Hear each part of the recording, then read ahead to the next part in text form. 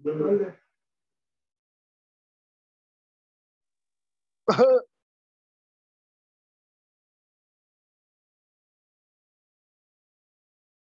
Morning ma'am. Good morning. Good morning. Good morning ma'am. Good good morning. Morning ma'am.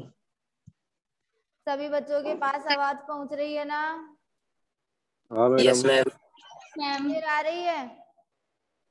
Yes ma'am. और screen? Yes ma'am. Clear आ रही है। चलो ठीक है। कल वाले नोट्स पहुंच गए थे ना सभी के पास में? हाँ मैडम। नोटबुक में कर रहे हो कि नहीं कर रहे? कर रहे हैं मैम। अच्छा। Yes madam.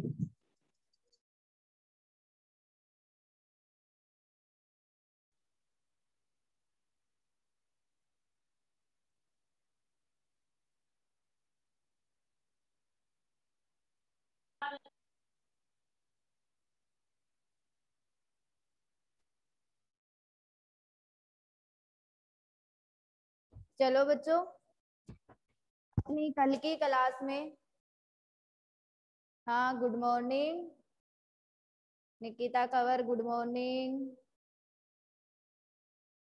कल की क्लास में कोलाइडी विलियन के गुणधर्म चल रहे थे, जिसमें आपने दो गुणधर्म पढ़े थे कल वाली क्लास में। एक तो आपने पढ़ा था ब्राउनी गति और दूसरा आपने पढ़ा था कोलाइडी कणों पर आवेश। आज अपन कोलाइडी विलियन के गुणधर्म में ही छठा गुणधर्म पढ़ने जा रहे हैं, विद्युत कण संचलन। कोलाइडी विलियन के गुणधर्म ही चल रहे हैं, जिसमें आपने 4 गुणधर्म 2 क्लासों में पढ़ लिए हैं। अब अपन 5 गुणधर्म, अब अपन छठा गुणधर्म पढ़ने जा रहे हैं, विद्युत कण संचलन। विद्युत कण संचलन। देखो बच्चों, विद्युत कण संचलन गुणधर्म क्या होता है, अपन उसके बारे में चर्चा करने जा रहे हैं।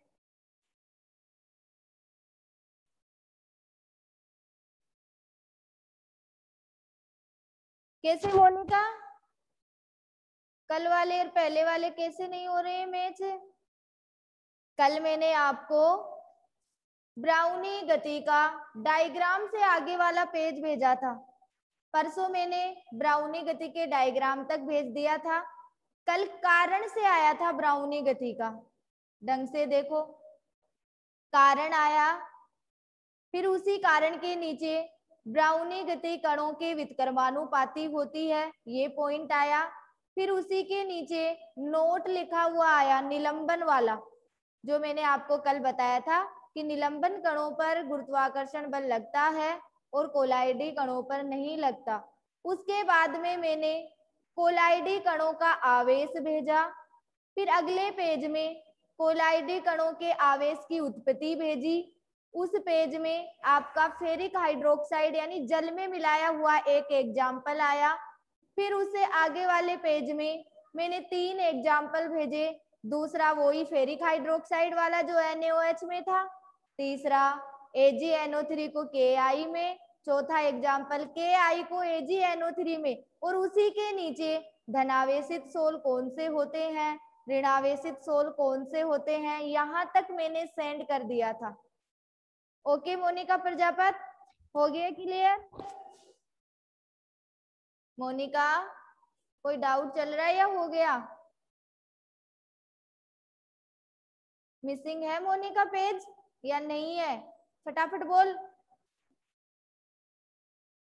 यस मैम, यस मैम का मतलब मिसिंग पेज है, समझ आ गया। चल अच्छी बात है मोनिका, मिसिंग पेज कभी नहीं मिलेंगे। मैं बहुत ही सीरियल से तुम्हें टॉपिक पढ़ाती हूँ और बहुत ही सीरियल से नोट्स भेजती हूँ। एक बार भेजने के बाद में दोबारा चेक और करती हूँ कि गलत तो नहीं भेज दिया मैंने, ठीक है ना? फिर भी कभी कभार गलती हो जाती है, तो कोई बात नहीं, तूने पूछ लिया और मैंने तेरे को क्लियर कर दिया। तेरे सहारे और भी बच्चे सुने हैं कई। हाँ, कल एक बच्चे का और मैसेज आ रहा था, वो भी यही चीज कह रहा था कि मैम नोट्सों में कुछ पेज मिस चल रहे हैं, वो बच्चा भी सुन लो।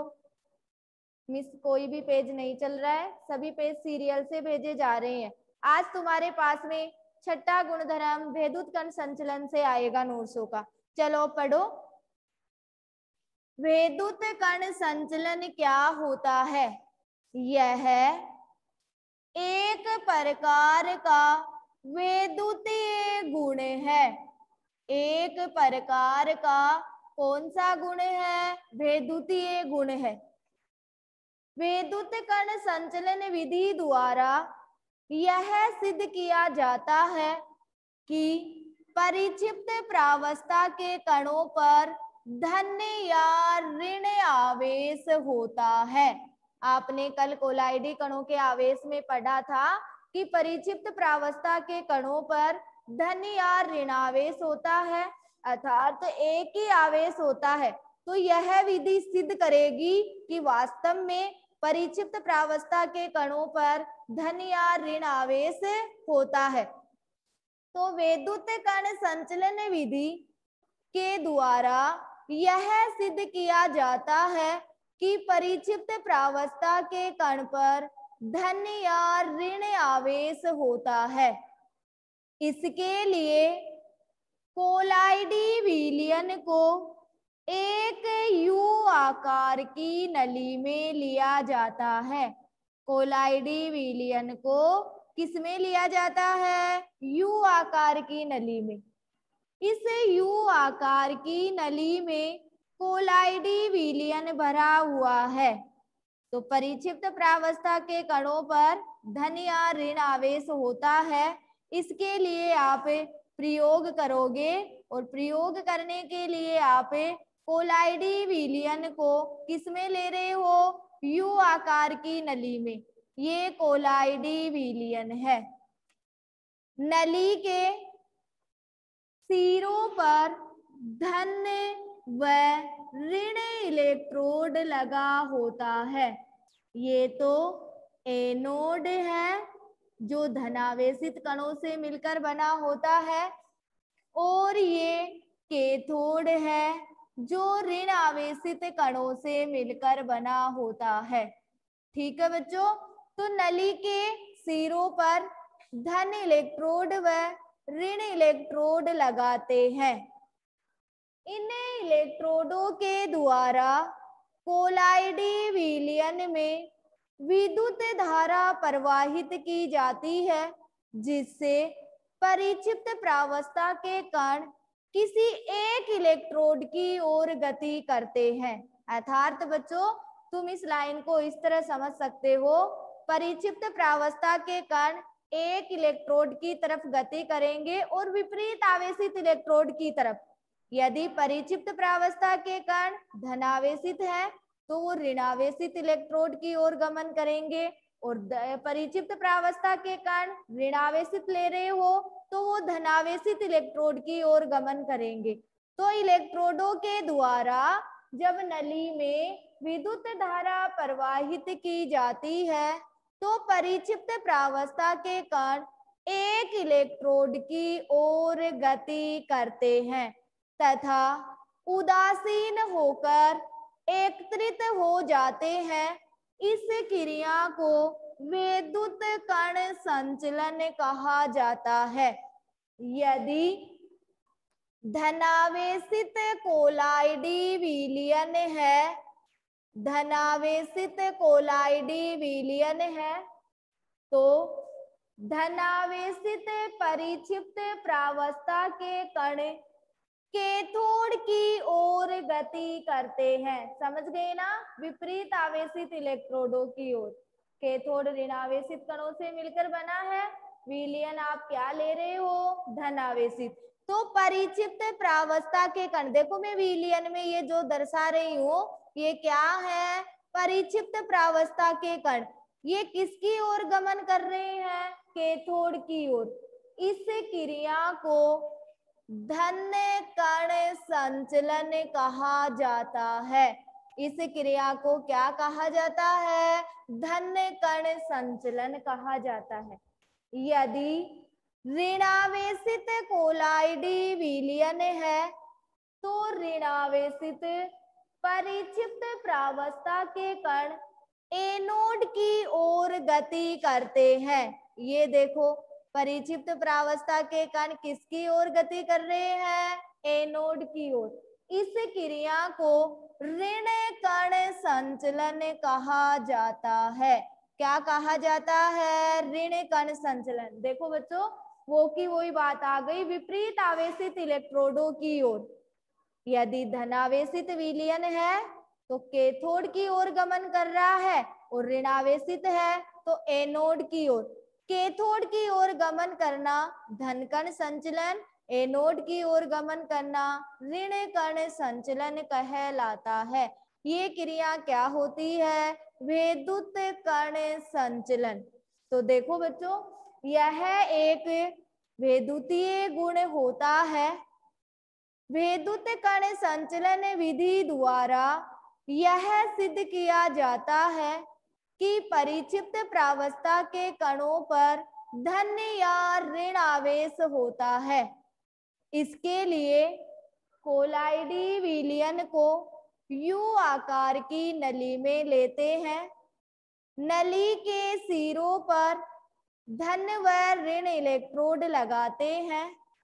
इन इलेक्ट्रोडों के द्वारा नली में या कोलाइडी विलयन में विद्युत धारा प्रवाहित की जाती है, जिससे परिक्षिप्त प्रावस्था के कण एक इलेक्ट्रोड की ओर गति करते हैं और उदासीन होकर एकत्रित हो जाते हैं।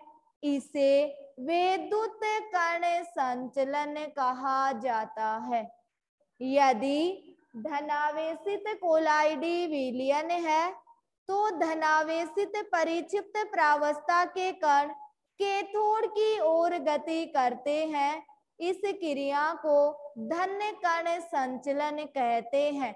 यदि ऋणावेशित कोलाइडी विलयन है तो ऋणावेशित परिक्षिप्त प्रावस्था के कण एनोड की ओर गति करते हैं। इन्हें ऋण कण संचलन कहा जाता है। यह क्रिया है वैद्युत कण संचलन। तो सभी बच्चे ध्यान रखेंगे, परिक्षिप्त प्रावस्था के कणों का गमन विपरीत आवेशित इलेक्ट्रोडों की ओर होता है। यही क्रिया कहलाती है वैद्युत कण संचलन क्रिया। ओके बच्चों, सभी बच्चों को वैद्युत कण संचलन की क्रिया क्लियर हो गई क्या? फटाफट बोलो बच्चों।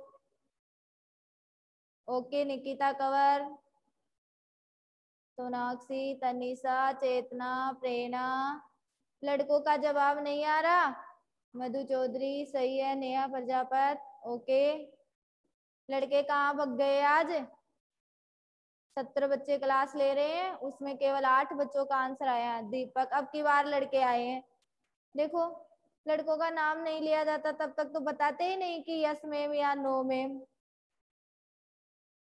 विजय कुमावत, कहाँ खो गया था तू जो इतनी देर आंसर नहीं दे रहा था?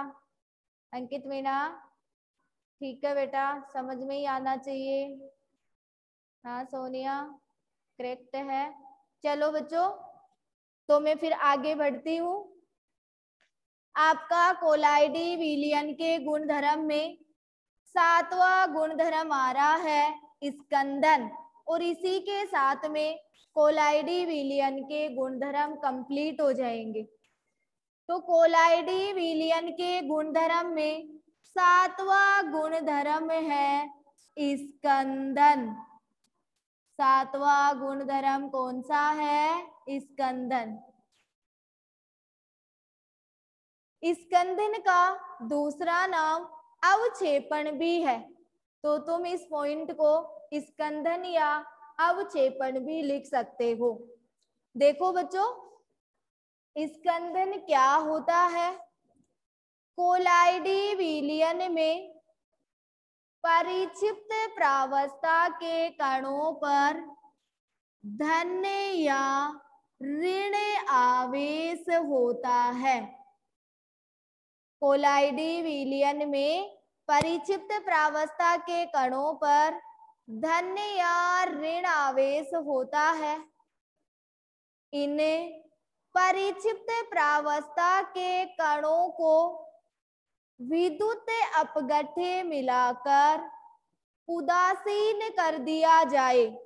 परिक्षिप्त प्रावस्था के कणों को क्या मिलाकर? विद्युत अपघट्य मिलाकर क्या कर दिया जाए? उदासीन कर दिया जाए।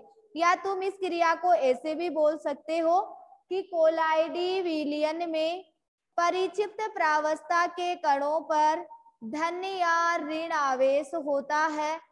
अतः परिक्षिप्त प्रावस्था के कणों को विपरीत आवेशित आयनों द्वारा उदासीन कर दिया जाए तो यही क्रिया स्कंदन या अवक्षेपण कहलाती है।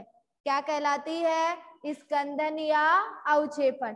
कल आपने ऐसे पढ़ा था कि परिक्षिप्त प्रावस्था के कणों पर एक ही प्रकार का आवेश होने पर यह कण समूह के रूप में एकत्रित नहीं होते हैं, यानी समगुणित नहीं होते हैं। अतः इनका स्कंदन भी नहीं होता है। कल आपने ऐसे पढ़ा था। आज मैं आपको पढ़ा रही हूँ स्कंदन कि कोलाइडी विलयन में परिक्षिप्त प्रावस्था के कणों पर धन या ऋणावेश होता है। अतः परिक्षिप्त प्रावस्था के कणों को विपरीत आवेशित आयनों द्वारा उदासीन कर दिया जाए तो यह समूह में एकत्रित हो जाते हैं और इनका क्या प्रारंभ हो जाता है? स्कंदन प्रारंभ हो जाता है। यही क्रिया क्या कहलाती है? स्कंदन या अवक्षेपण। क्या कहलाती है? स्कंदन या अवक्षेपण। तो परिक्षिप्त प्रावस्था के कण जब समूह में एकत्रित हो जाते हैं तो इसी क्रिया को क्या कहा जाता है? स्कंदन या अवक्षेपण कहा जाता है। अब देखो, कोलाइडी विलयनों का स्कंदन या अवक्षेपण कैसा होता है?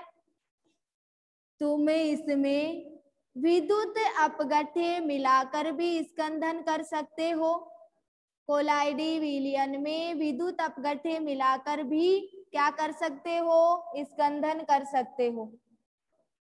दूसरा कारण स्कंदन का ये भी हो सकता है, विपरीत आवेशित कोलाइडी विलयन के परस्पर मिलने से भी क्या हो जाता है? स्कंदन हो जाता है। विपरीत आवेशित कोलाइडी विलयन के मिलने से भी क्या हो जाता है? स्कंदन हो जाता है। विद्युत कण संचलन विधि द्वारा भी कोलाइडी विलयन का क्या होता है? स्कंदन। समझ गए होंगे।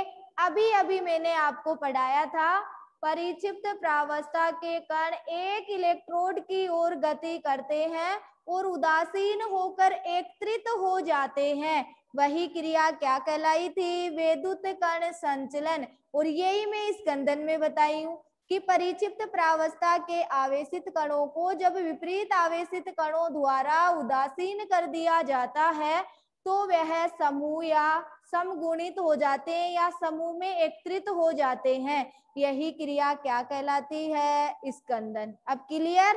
तो विद्युत अपघट्य मिलाकर भी स्कंदन किया जा सकता है। विपरीत आवेशित कोलाइडी विलयन मिलाकर भी स्कंदन किया जा सकता है और विद्युत कण संचलन विधि द्वारा भी क्या किया जा सकता है? स्कंदन किया जा सकता है। इसी क्रिया को अवक्षेपण भी कहा जाता है। क्या कहा जाता है? अवक्षेपण। अब देखो बच्चों, इसी टॉपिक में स्कंदन की क्रिया से संबंधित एक नियम है जिसे हार्डी-सुलजे का नियम कहते हैं। हार्डी-सुलजे का नियम कहते हैं। इस सुलजे को तुम ऐसे भी लिख सकते हो, स्कंदन से संबंधित एक नियम है जिसका नाम है हार्डी-सुलजे का नियम। अब देखो बच्चों, ये हार्डी-सुलजे का नियम क्या होता है? कोलाइडी विलयन में परिक्षिप्त प्रावस्था के कणों के आवेश को विद्युत अपघट्य मिलाकर उदासीन कर दिया जाता है। क्या कर दिया जाता है? उदासीन कर दिया जाता है। जो धन या ऋणावेश होता है उसमें विद्युत अपकठे मिलाकर उदासीन कर दिया जाता है। परिक्षिप्त प्रावस्था के कणों का उदासीनीकरण जिस आयन द्वारा होता है उसे सक्रिय आयन कहा जाता है। क्या कहा जाता है? सक्रिय आयन कहते हैं। कोलाइडी विलयन में परिक्षिप्त प्रावस्था के कणों के आवेश को विद्युत अपघट्य मिलाकर उदासीन कर दिया जाता है। परिक्षिप्त प्रावस्था के कणों का उदासीनीकरण जिस आयन द्वारा होता है उसे क्या कहा जाता है? सक्रिय आयन कहा जाता है। यदि ऋणावेशित कोलाइडी विलयन है तो परिक्षिप्त प्रावस्था, देखो मेरी एक एक लाइन काम आ रही है। मैंने अभी अभी स्कंदन में आपको बताया था, या तो विद्युत अपघट्य मिलाकर या विपरीत आवेशित आयनों द्वारा उदासीन होगा। यदि ऋणावेशित कोलाइडी विलयन है तो सभी बच्चे समझ गए होंगे, परिक्षिप्त प्रावस्था के कणों का उदासीनीकरण। सभी बच्चे मुझे स्क्रीन पे नेगेटिव या पॉजिटिव लिख के बताएंगे, मैं समझ जाऊंगी कि तुम्हारे समझ में आ रहा है। मैंने आपको एक लाइन दोबारा रिपीट कर रही हूँ। परिक्षिप्त प्रावस्था के कणों का उदासीनीकरण विपरीत आवेशित आयनों द्वारा होता है तो वो समगुणित हो जाते हैं या समूह में एकत्रित हो जाते हैं। यही क्रिया स्कंदन या अवक्षेपण कहलाई थी। बिल्कुल करेक्ट आंसर है सोनाक्षी। अब मैं आपके पास में एग्जाम्पल बोल रही हूँ। यदि ऋणावेशित कोलाइडी विलयन है तो परिक्षिप्त प्रावस्था के कणों का उदासीनीकरण ऋणायनों द्वारा होगा या धनायनों द्वारा? सब पॉजिटिव या नेगेटिव? हाँ नेहा, दीपक शर्मा, आंसर बिल्कुल सही आ रहा है। फटाफट बोलो बच्चों, पॉजिटिव द्वारा। इसका मतलब तुम्हें क्लियर हो रहा है। यदि ऋणावेशित कोलाइडी विलयन है तो परिक्षिप्त प्रावस्था के कणों का उदासीनीकरण धन आयनों द्वारा होता है। यदि धनावेशित कोलाइडी विलयन है तो परिक्षिप्त प्रावस्था के कणों का उदासीनीकरण किसके द्वारा होगा? ऋण आयनों के द्वारा। अतः हार्डी सुलजे का इतने रामायण कथा को घोल पोल के निचोड़ निकाल के हार्डी सुलजे का नियम कह रहा है, सक्रिय आयन की संयोजकता जितनी अधिक होती है स्कंदन समता उतनी ही अधिक होती है। यही क्रिया हार्डी सुलजे का नियम कहलाता है।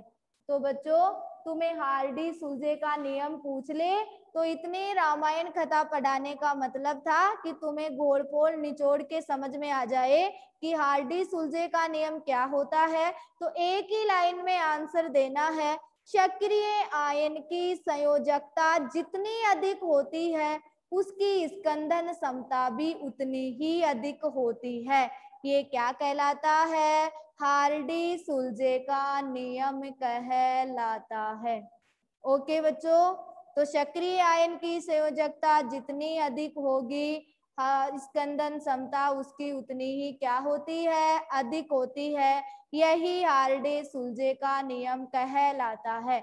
जैसे मैं आपको कह दूं कि बताओ बच्चों, एक तो आपके पास Na+ है, एक आपके पास Al+3 है और एक आपके पास Mg+2 है। इसमें स्कंदन समता का क्रम बताओ तो तुम करोगे सक्रिय आयन की संयोजकता जितनी अधिक होती है स्कंदन क्षमता उतनी ही अधिक होती है। तो सबसे कम संयोजकता 1, इसकी 3, इसकी 2, तो स्कंदन समता का क्रम कैसे होगा?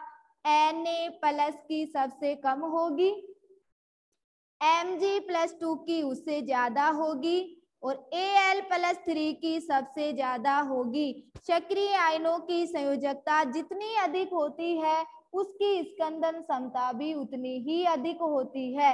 ये क्या कहलाता है? हार्डी सुलजे का नियम।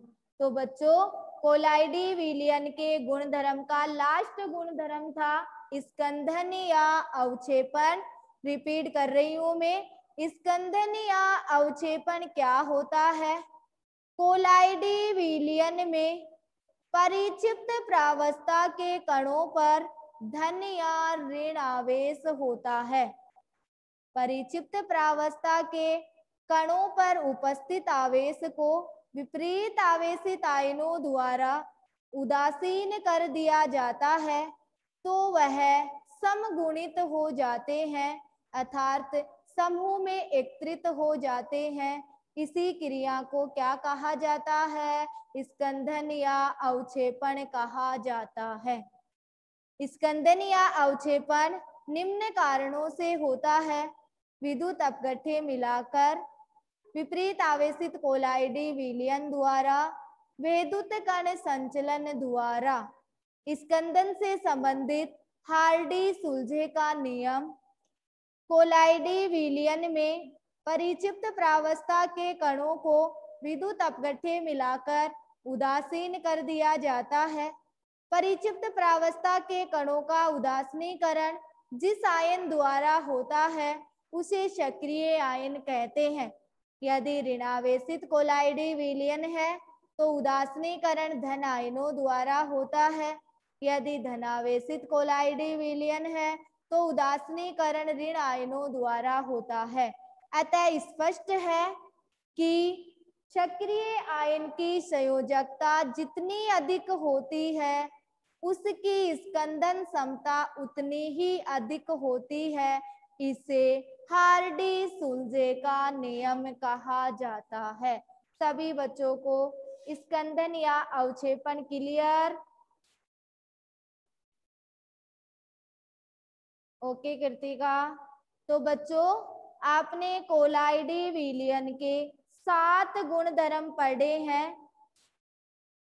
7 गुणधर्म में पहला गुणधर्म आपने अणु संख्या गुणधर्म पढ़ा, दूसरा आपने रंग पढ़ा, तीसरा आपने टिंडल प्रभाव पढ़ा, चौथा आपने ब्राउनी गति पढ़ी, पांचवा आपने कोलाइडी कणों पर आवेश पढ़ा, छठा आपने विद्युत कण संचलन पढ़ा और सातवां आपने स्कंदन या अवक्षेपण पढ़ा। ये है कोलाइडी विलयन के गुणधर्म। ओके बच्चों, अब अपन अगला टॉपिक स्टार्ट करने जा रहे हैं, रक्षक कोलाइडी। रक्षक कोलाइडी, रक्षक कोलाइडी पढ़ा हुआ है आपका। अगर तुम रेगुलर पढ़ते हो तो समझने में बहुत ही आसान रहेगा। मैंने आपको द्रव्य स्नेही और द्रव्य विरोधी कोलाइडी 2 दिन में पढ़ाया था। एक दिन आपको द्रव्य स्नेही और द्रव्य विरोधी कोलाइडी की डिटेल पढ़ाई थी, दूसरे दिन मैंने उनके 10 पॉइंट तुलना के लिखाए थे। याद आया? अरे याद आया क्या? उसमें ये सभी पॉइंट आए थे, टिंडल प्रभाव, विद्युत कण संचलन, विद्युत कण संचलन द्रव्य स्नेही में बड़ी कठिनाई से हो रहा था और द्रव्य विरोधी में आसानी से हो रहा था। या मैंने कहा था द्रव्य स्नेही विद्युत कण संचलन प्रदर्शित नहीं करते हैं और द्रव्य विरोधी करते हैं। याद आया ना? तो उसी से संबंधित अपना टॉपिक चल रहा है रक्षक कोलाइडी। आपका अगला टॉपिक चल रहा है रक्षक कोलाइडी। रक्षक कोलाइडी। देखो बच्चों, रक्षक कोलाइडी क्या होता है?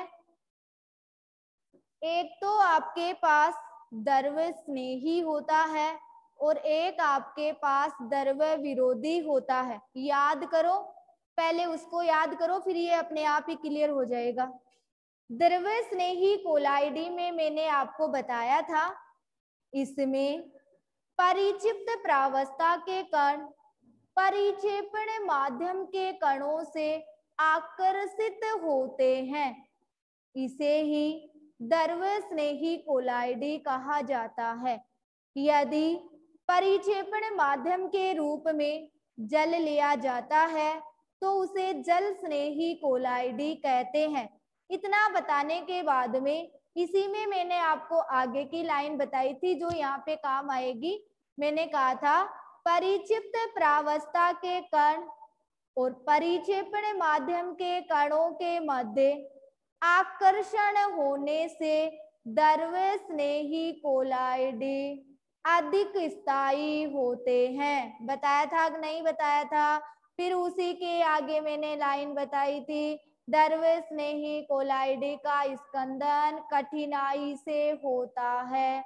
अरे बच्चों बोलो तो सही, यस या नो? बताया था कि नहीं बताया? पढ़ाने में मजा ही नहीं आ रहा, पढ़ते नहीं क्या तुम? आकांक्षा कह रही है यस मैम बताया था। याद भी आ रहा है या बताया था ऐसे ही है? चलो फिर मैंने द्रव्य विरोधी पढ़ाया था, बिल्कुल विपरीत कर दो, प्रतिकर्षण होता है। अब डिटेल से नहीं बोलूंगी, नहीं तो ये टॉपिक नहीं होगा। चौथी बार रिपीट कर रही हूँ। आया था मैम? निकिता शर्मा क्या लिख दिया? आया था मैम। मैंने कहा था द्रव्य विरोधी